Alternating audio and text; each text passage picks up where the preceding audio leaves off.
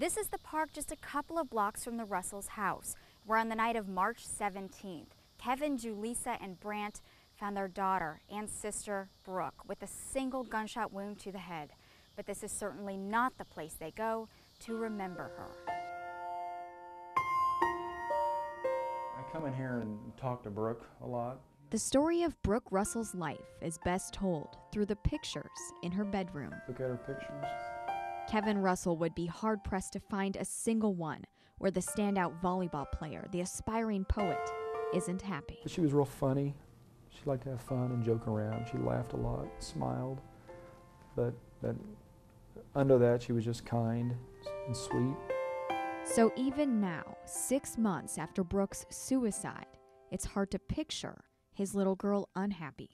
But she was. She could be moody, but we always attributed that to being a teenager. 10 days before Brooke died, though, the family says she ran away. The Russells started therapy immediately. Apparently, it wasn't enough. After Brooke didn't come home from a run one Sunday evening, Julissa went looking for her. I got a call from my wife, and she was screaming. I couldn't even understand her. I knew something was wrong. I'd never heard her scream like that. And I said, Julissa, I can't understand you. Please, slow down.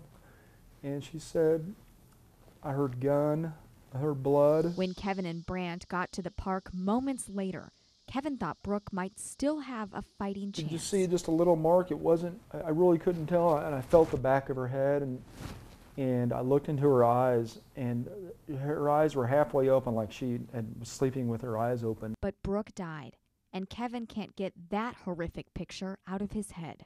His wife cradling their daughter in the back seat of the car while the family sped toward help. Brooke falling off a gurney before being loaded into a waiting ambulance.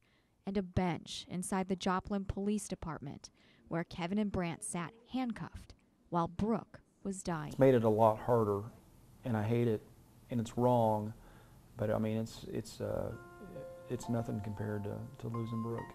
Happy Brooke. There's pictures that prove it. And then there's this. She left a note, a suicide note. Even Brooke's last words are agonizingly happy.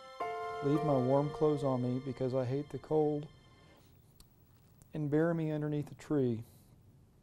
I love you. The next life has more to offer me. XOXO Brooke.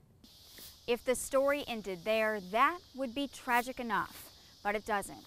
Kevin and Brant are now facing criminal charges for the events that took place after they left this park.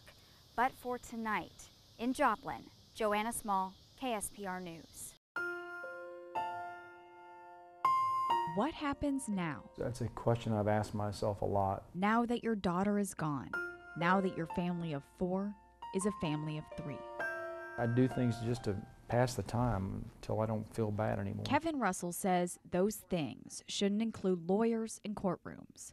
Those things only make him feel worse. If you Google our names, you'll see our arrest record, and I want that to go away. Kevin and his son Brant are charged with 3 misdemeanors each for assault, disturbing the peace, and obstruction. Last March, the family found Brooke in this park, unconscious from a single gunshot wound to the head. They loaded her in their car and met an ambulance near the police department. To me, time was everything. And I was going, let's go, guys, let's go. Get her to the hospital. Hurry up, hurry up. Kevin says the situation escalated when he says the EMT turned away from Brooke to him to ask him what had happened. He says had the EMT been turned toward Brooke, he would have seen her fall off the gurney. I started screaming. I said, oh my God, do your effing job. Get her to the hospital. And the EMT, he put his finger in my face. He goes, you need to calm down, sir. And I was just like, what's going on? I'm like, I was screaming, please get her to the hospital. And right about that time, a police officer ran up on the sidewalk right in front of the Ozark Center. And I just saw Brant go down. 19-year-old Brant had taken a shot of pepper spray to the face. I was on the pavement because I couldn't breathe, and so another officer put his knee in my back and was telling me to get up. And I couldn't say anything, and he told me if I didn't get up now, he was going to tase me. Kevin was sprayed too, and both men were taken to the jail. They were handcuffed to this bench. 3.5 hours later, when they were finally released, Kevin learned Brooke had died. And I just kept thinking, you know, it's everything, they're going to save her, you know. Everything always works out. She's going to be okay. It's been 6 months, and Kevin says life without Brooke is agony. So is life as a criminal. I didn't assault anybody. I didn't threaten anybody. I didn't do any obstruction to justice. That's why Kevin says he's gone public. Joplin Police Chief Lane Roberts says he'd like to go public too, but he can't. Not until the case works its way through the courts. The conduct that's alleged is directly contradictory to our values, our mission statement, our code of ethics.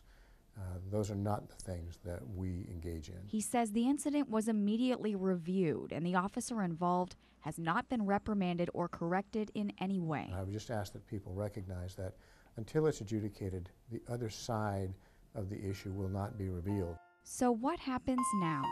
No matter what, Brooke is gone, and Kevin will never stop thinking about her. No, never. He wouldn't want to. I miss everything about her.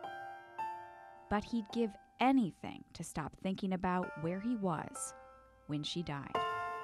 I hate the fact that there's actually something in a formal writing that says things that we did that we didn't do on the worst night of our life.